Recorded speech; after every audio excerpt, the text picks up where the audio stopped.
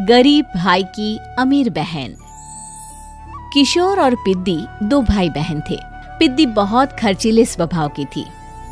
वो जितना कमाती अपने ऐशो आराम में पैसे उड़ा दिया करती। लेकिन किशोर समझदार था, घर को साथ लेकर चलना जानता था।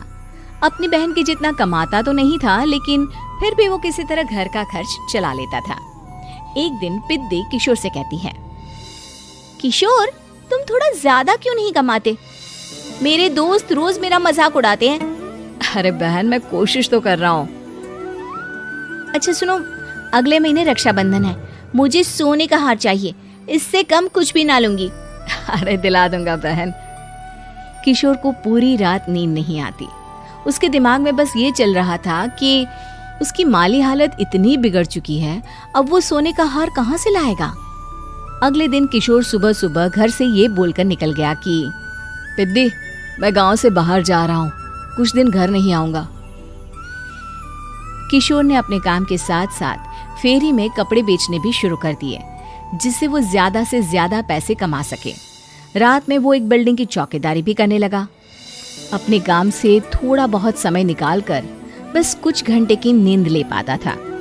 और कब वो कुछ दिन एक महीने में बदल गए और रक्षाबंधन भी आ गया, पता ही नहीं चला। लेकिन किशोर अभी तक घर वापस नहीं लौटा। जहां वो काम करता था, पिद्दी के नाम का गुल्लक रखा हुआ था। किशोर ने उस गुल्लक को फोड़ा और सारे पैसे इकट्ठा करके एक सोने का हार खरीद लिया। घर में पिद्दी किशोर का इंतजार कर रही थी। तभी किशोर आता है। कहाँ चले गए थे? 4 दिन का कहा था और 1 महीने से पता नहीं कहाँ गायब हो गए थे। मैंने बस एक हार मांगा था और तुमने तो घर ही छोड़ दिया। अरे मुझे थोड़ा काम मिल गया था। कुछ नहीं, सब समझती हूँ, बहाने थे तुम्हारे। अपनी बहन के लिए इतना भी नहीं कर सकते, कैसे भाई हो? चलो यहाँ बैठो, राखी बांधती हूँ। पिद्दी ने किशोर को राखी बांधी। वैसे ही किशोर ने अपनी बहन के हाथ में सोने का हार रख दिया। उसकी खुशी का कोई ठिकाना नहीं था।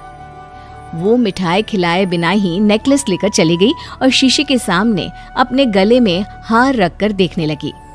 किशोर ने लड्डू उठाया और खुद ही खा लिया। ऐसे कई साल गुजर गए। एक दिन पिद्दी की नौकरी छूट गई। अब वो पूरी तरह किशोर पर डिपेंड हो गई थी। आए दिन किशोर को अपने महंगे महंगे शौक गिनाकर उससे पैसे मांगा करती थी। किशोर कुछ पैसे देना, मुझे पार्लर जाना है। किशोर बिना कुछ बोले उसे पैसे दे देता। ये क्या, 500? अरे इतने में तो मुझे पार्लर में एंट्री मिलेगी बस। अच्छा देता हूँ ना ज्यादा। कैसे भाई हो, अपनी बहन के लिए इतना भी नहीं कर सकते। किशोर ने जेब से 2000 का नोट निकाला और उसे दे दिया। किशोर गरीबी में रह लेता था, लेकिन अपनी बहन को कभी कोई कमी नहीं होने देता था। बेटा, पिद्दी तुम्हारी बहन है, उसे कभी किसी चीज की कमी मत होने देना और उसका ध्यान रखना, क्योंकि भाई का फर्ज होता है अपनी बहन का ध्यान रखना। किशोर ने माँ की कही ये बात हमेशा के लिए याद कर ली थी। शायद माँ की इसी बात की वजह से किशोर पिद्दी की हर जिद पूरी करता चला आ रहा था। किशोर, आज मैं अपने दोस्तों के साथ पार्टी करने जा रही हूँ, मुझे कुछ पैसे दो ना। किशोर पिद्दी को समझाता है, लेकिन पिद्दी नाराज होकर चली गई और अपने कमरे में सुबक सुबक कर रोने लगी। किशोर अपनी जेब से कुछ पैसे निकालता है और पिद्दी को दे देता है। किशोर खुद कभी अच्छे कपड़े नहीं पहनता, लेकिन पिद्दी को राजकुमारी की तरह रखता। पिद्दी के जाने के बाद किशोर अपने काम पर निकल गया। एक तरफ पिद्दी अपने दोस्तों के साथ मस्ती कर रही थी, तो वहीं दूसरी तरफ किशोर पैसे कमाने के लिए कड़ी मेहनत कर रहा था। कुछ और दिन ऐसे ही बीत गए। एक दिन पिद्दी एक लड़के को लेकर घर आई और उसे किशोर से मिलवाया। किशोर, मुझे इस लड़के से शादी करनी है, लेकिन इनके मम्मी पापा बोल रहे हैं कि उनको दहेज में एक कार चाहिए, तभी वो मेरा और पंकज का रिश्ता कबूल करेंगे। लेकिन बहन, कार खरीदना कोई सब्जी खरीदने के बराबर तो नहीं है। अरे कैसे भाई हो तुम, अपनी बहन के लिए इतना नहीं कर सकते? देखो, मैं ज्यादा इंतजार नहीं कर सकती, तुम्हें 1 साल में मेरे लिए कार खरीदनी ही होगी। अच्छा पंकज, एक काम करो, कल तुम अपने माता पिता को घर बुला लो, मैं उनसे तुम्हारे और पिद्दी के रिश्ते की बात कर लेता हूँ।